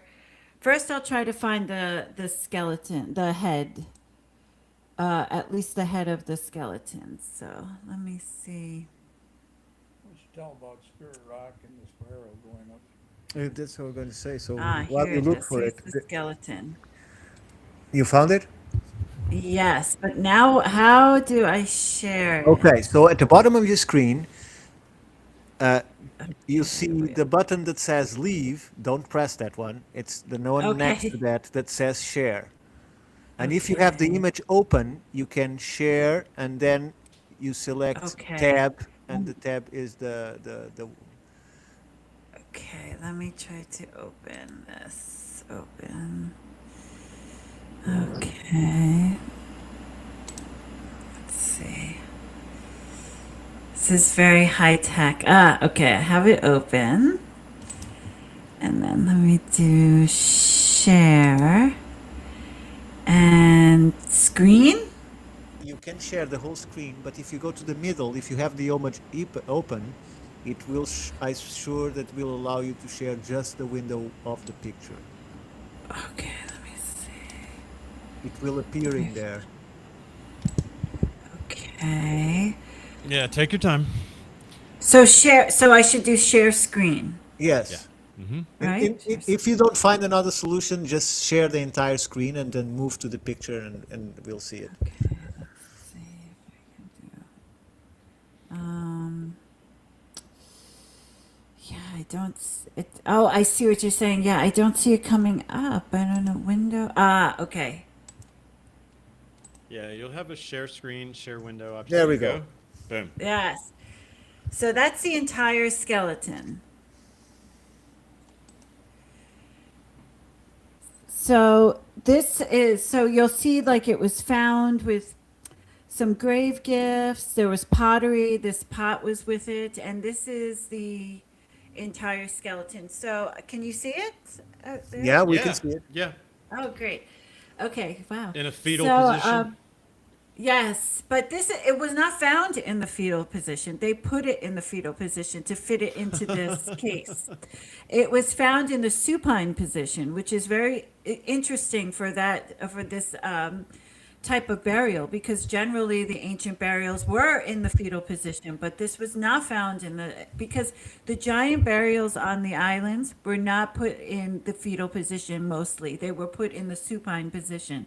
But like this person was. So first they said it was a female, then they said it was a male, then they went back to saying it was a male. I don't understand why they were so obsessed with that. But what's interesting, I don't know if you can see it, are the eye sockets. The eye sockets are so much larger than a modern human. And also, because the first photo that I could find was the whole skeleton. So I have another one of of just the skull. From another angle, and you can see that the skull is elongated. So the cranial deformation of the skull, the elongation is at the back of the skull. It's not up high like the Paracas skulls, for example, going straight up vertically. It actually goes up and then back. So because of the way that the elongation occurs with the skull, where the neck attaches to the skull is in a different position. So this is to accommodate the weight of the cranium in the back.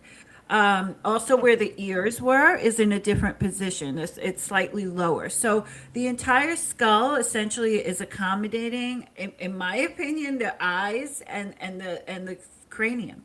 The eyes were much bigger. Some people say that the giants could see in the dark. This was a story that came up here. One of the myths here in Aruba. If they had larger eyes, possibly that's the case. I'm not sure, but it's something to think about. Then this is the giant that I wanted to get the sample of to DNA test.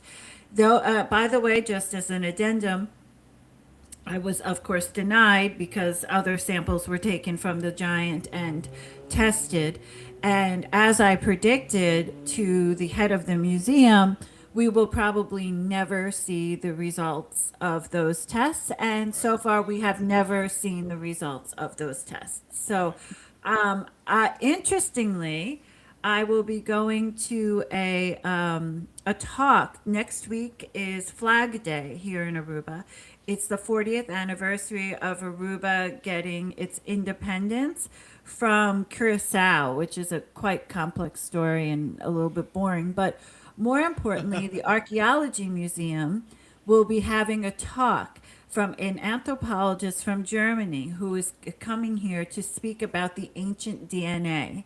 And the talk will be in English, so I'm very happy. So I will be at that talk and I will be bringing up the Bonaire skeleton and seeing if any results have come in from the DNA testing. My guess is she probably won't even know what I'm talking about, but I'm curious to see like what is the narrative they're toting now? What is the what line are they towing? And so I will keep you updated on that and find out if and I've been scouring all of the resources looking for the most recent DNA test results, and yeah, I don't think we'll be finding it anytime soon. No, definitely not. I have a couple of questions about this skeleton. Sure. How And many the picture of the digits are on skull. that hand? How many? I'm sorry? How many digits are on that hand? It is 5. I did count. There are 5. So, Oh, okay. yeah, there were never any reports of. Well, this is interesting. So, all of the giants seem to have 5 fingers. 10 fingers, 10 toes. But there is a pictograph in the national park here in a cave that is described in the archaeological report as a 3-fingered handprint.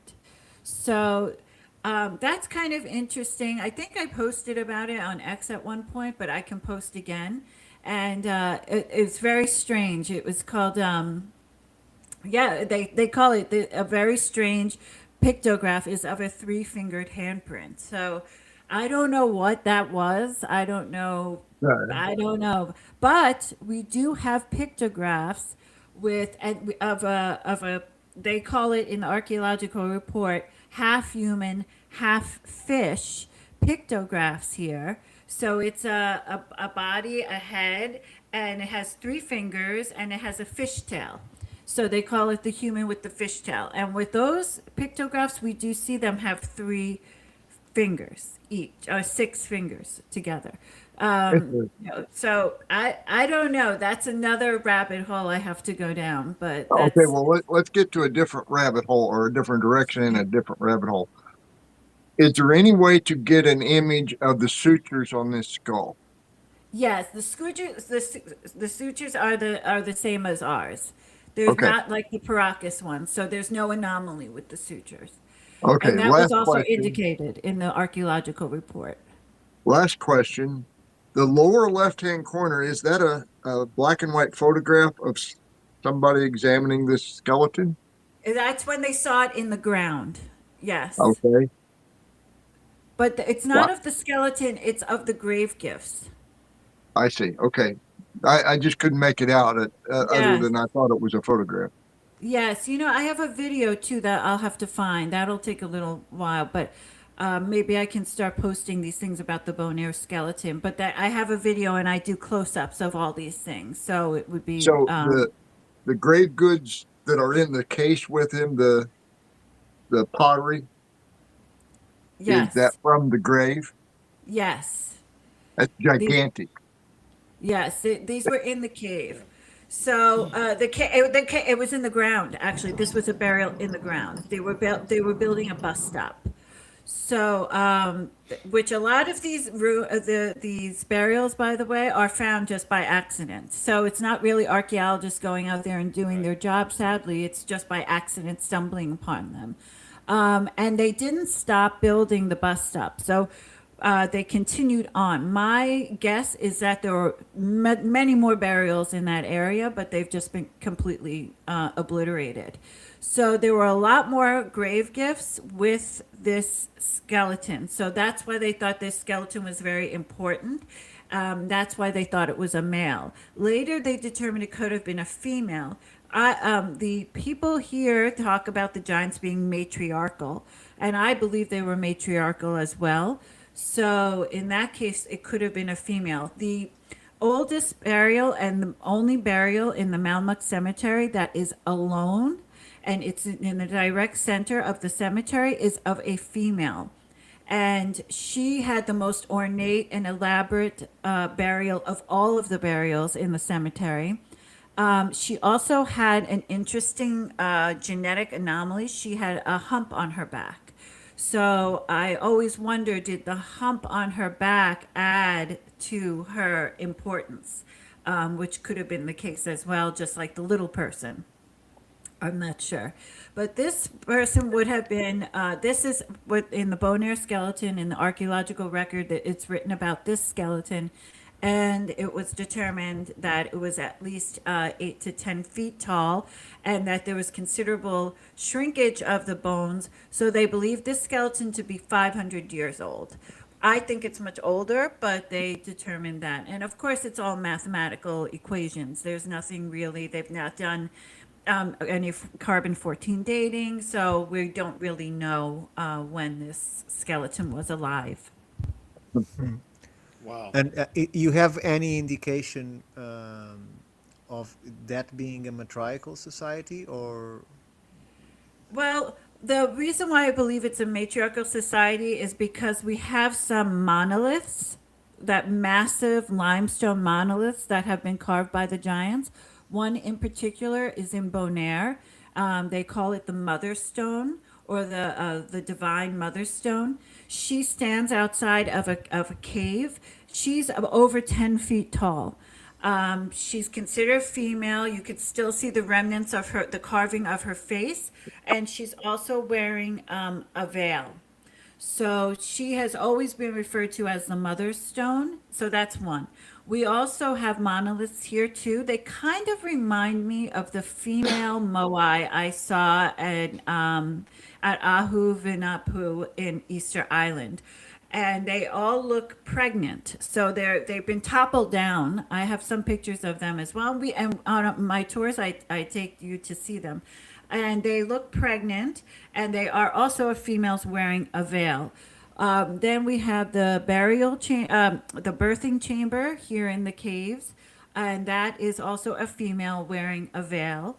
And then we have the enormous amount of cupules, and usually the cupule is associated with the feminine. So that after all those conclusions and these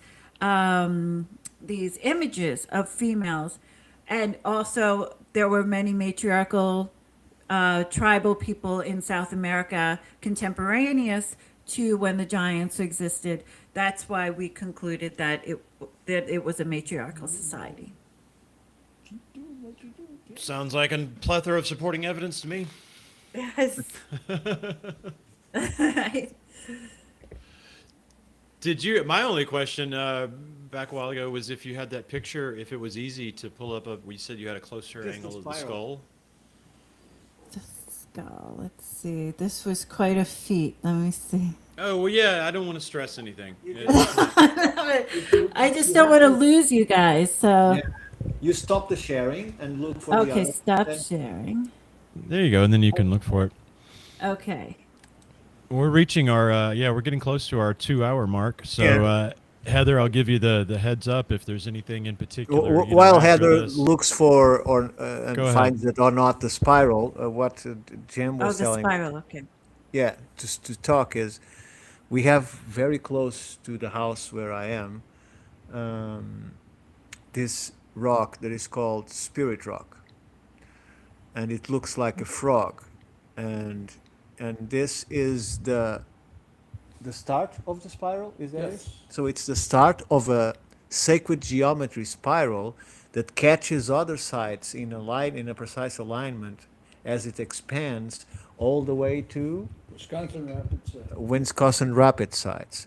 Wow. So there is some beautiful. sacred geometry there Those are that, the that Jim pictures. is trying to demonstrate and prove. That's not the only one. In Madison, there's another one that we'll cross. And at Astellan, there are 2 or 3 spirals built in. It's part of their layout years ago, just like railroad lines have spirals in their layout. And for some reason, these people were showing off by doing it thousands of years ago. Okay, I found the spiral. Now I'm just trying to pull it up. This one is the cup and ring. I think this is the cup and ring. I'll have to see it. It's a thumbnail at this point, so let me see.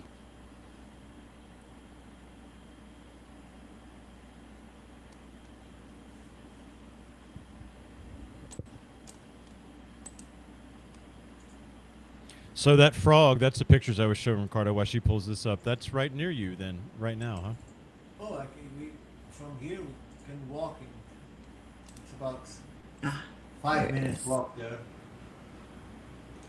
And with luck, the first frogs will come out there a day or 2 before or after the spring equinox, about a week or so before elsewhere in the swamp. Yeah, it's so intriguing. So at home, we've got a rock that looks like a frog, sort of out in the middle of the field that has at the bottom of it, you can see sort of a hole where a spring comes out. And not only does this rock look like a frog, but it's where the first frogs of spring, there you go, would then emerge. So this is whereabouts? What? Is this the one in This is Oh, this is wow. Spirit Rock. the, was he talking about another one? Yeah, we're waiting on, no, she's pulling up the spiral, James. Ricardo was just He showing may, off. he may have a different one. If that's the case, we need to get in touch before we're ready to. So he's asking you, Jason, if you are talking about another one. No, I was talking about the one near you guys. The Oh, one you okay. send me pictures of, yeah. Yes, we Yeah. need to write that up because it is key. And each node gets bigger by the golden ratio. And the fact that we've got the golden ratio in Wisconsin mounds led the authorities to try to sue us to remove golden ratio from all the maps of mounds in their territory. And we've got that documented, and we've fought through that little You battle. went too far. We found some evidence. No, we got to sue you and have that blocked. That's not evidence. That disproves what we say is true. So that's actually fraudulent, sir. It's counter to our belief, therefore it's obvious fake. Exactly. Yep, that's the picture that comes out in So- the scientific age. Here we go. Oh, look. So these aren't the ones I was looking for because we have other ones, but this is another one. But these are the concentric circles. So we do underneath, there are some spirals, but you can't see from this angle. This is my daughter. But Satisfy It's me your not the- curiosity. I see to the left a dimple and a pictograph within the dimple. Is that Yeah. correct, or is just me seeing things? are you talking about with Right on on the the left. wall? The far No, on the left, right on the left, there is a The one that looks like a concave. spaceship. It's got like an eyeball. Yes, they're all. Go up. Yes, If you go up with your mouse, it's the first one on the left. This one. That one. Yes. Yeah. yes. So they excavated the rock and then put the pictograph in there, or This is a diorite boulder that has been carved out. So it's got a big, like a scoop. It was almost, so the interesting thing with the giants is they didn't live where there were the petroglyphs and the pictographs. This was a whole religious area. They did not intermingle where they lived with where they would worship, essentially. So a lot of these stones appear to be worked. So they were these are diorite boulders that were made larger. Um, I believe by hand. I think some weathering, but then they were augmented by humans, by the giants, and then these are painted on the rock. Also, there's red. You'll see the ochre and the white. The white pictographs they cannot determine what they're made out of. They think maybe it was some phosphate. They have sent some of the paint to University of Leiden for analysis, and they could not determine exactly what the paint was. But the white drawings are considered the oldest ones. Then you'll see underneath some of the ochre drawings as well. So essentially, just like you see, for example, in the American Southwest, these areas of where there are drawings, they keep drawing over them and over them and over them in these specific spots.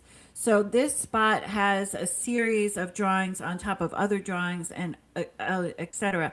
But these drawings in white are considered to be at least 5,000 years old, according to the archaeological report.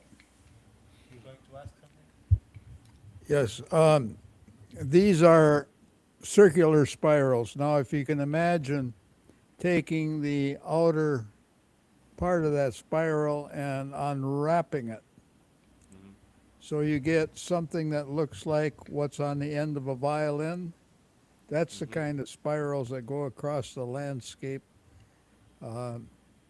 here. Now, the question I have, do I understand that the giants did or did not make complex petriforms and drawings in caves?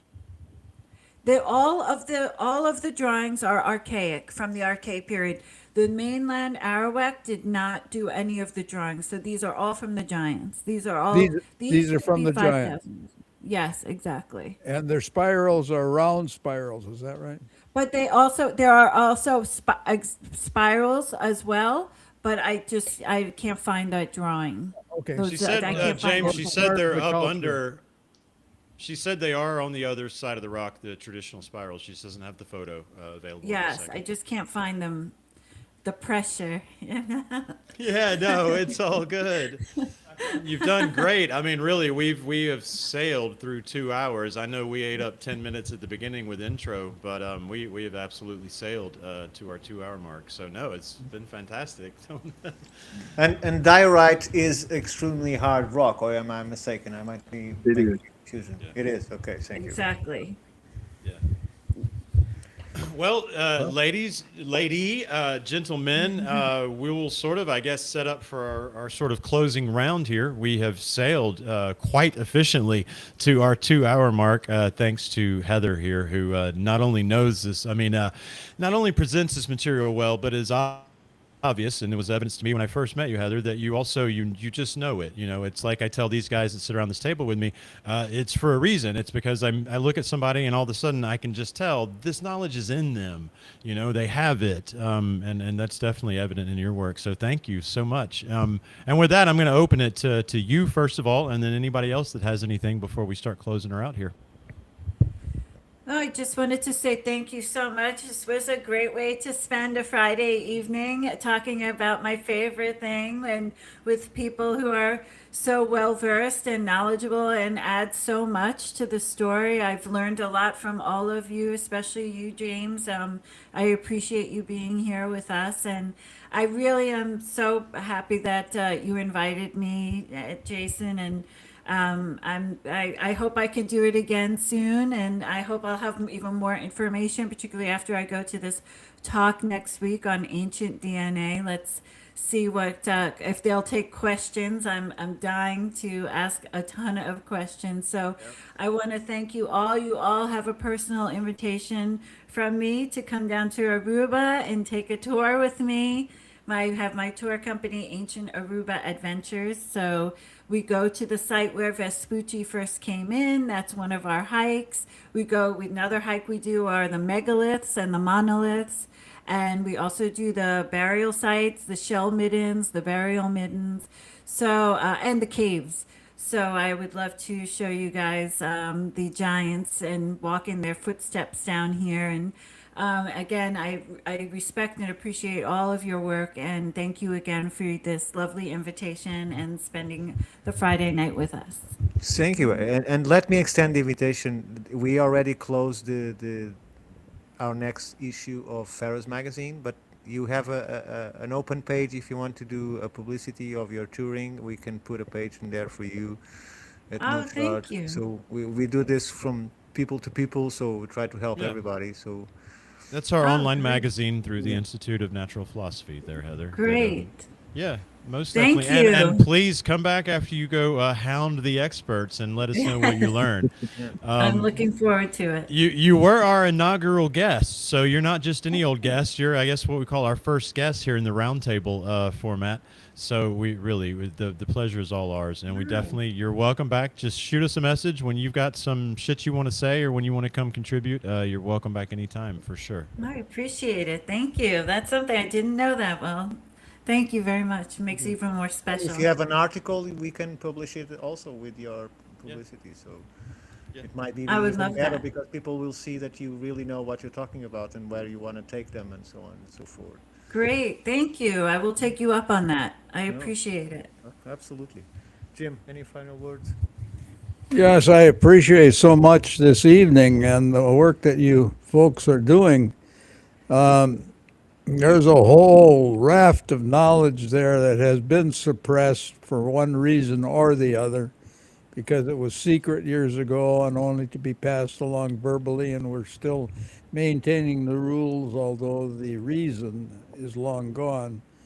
And now it's become institutionalized that if, as I said, if the belief of someone, as they've been taught in geometry by the rules of Euclid, if what we find doesn't fit what he didn't, well, it doesn't fit what he said, it's not real. And that has nothing to do with the scientific age, when truth should come from using the scientific method first and then coming up with your beliefs. So you're really, what you're doing is really encouraging to me for the next generation, because as the old Indian said, the Mayan calendar has gone to a new step, but it doesn't dawn, the new age doesn't dawn with a bang. It's like the dawn coming up. First it gets light, and